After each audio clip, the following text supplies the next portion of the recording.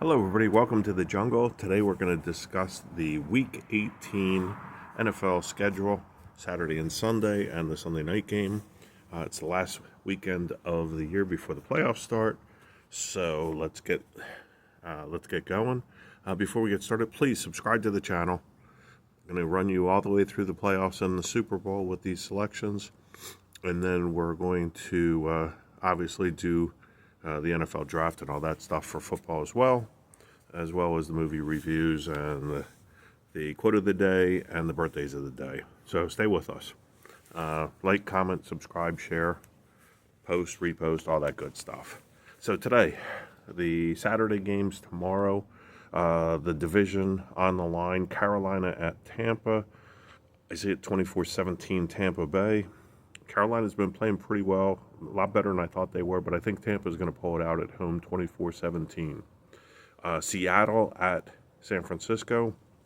Seattle's been outstanding. Sam Darnold, how about that? Back-to-back years. Minnesota did really well.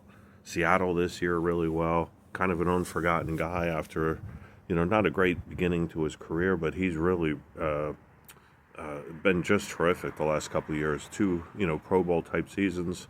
And just terrific. But I think San Francisco's the better team. And they're at home. I have San Francisco 27-24 over Seattle. And I think that might get them the number one seed. On Sunday, here we go. Real quick. Atlanta 28-21 over New Orleans. New Orleans has been playing really well to finish the season. But Atlanta's been even better. Bijan Robinson, just terrific. And I think Kirk Cousins next year might stick with the team over Michael Penix, because Penix is going to be out for at least half the season. So they might keep him instead of letting him go.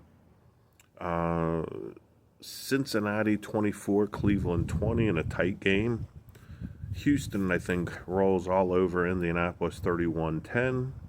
Jacksonville 34-14 over Tennessee, and I think there's a scenario where Jacksonville could get the 1 or 2 seed. Green Bay 21-17 in a tight game over Minnesota. I don't believe that that Love is going to start for them. I think they're going to rest him in that game. In a slight upset, even though they're at home, I have the Giants 24-23 over Dallas. Buffalo all over the Jets, 31-14. I believe Chicago is going to be. I don't know how many of their starters they're gonna play.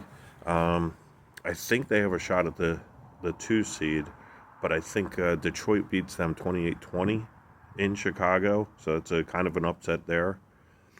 Denver 27-24 over the Clippers, over the Los Angeles Chargers.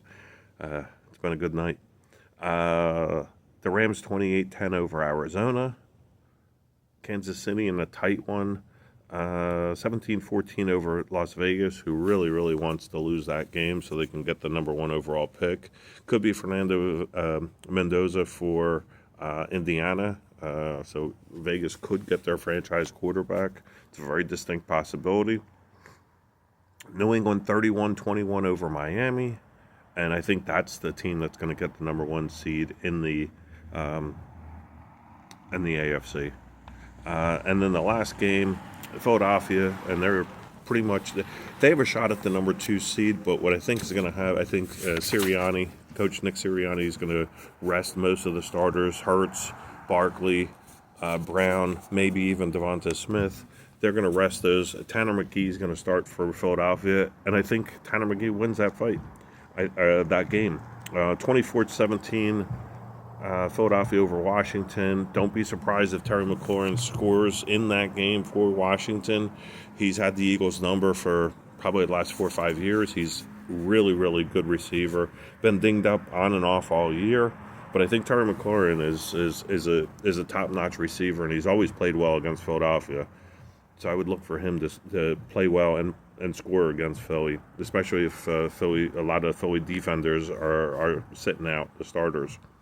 And in the Sunday night game, Baltimore, Pittsburgh. Pittsburgh again without DK Metcalf. I think Baltimore wins that in a tight one. I think it's a 3-point game.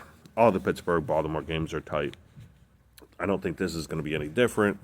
I think Baltimore is going to win 20-17, unfortunately, because I am a Steelers fan.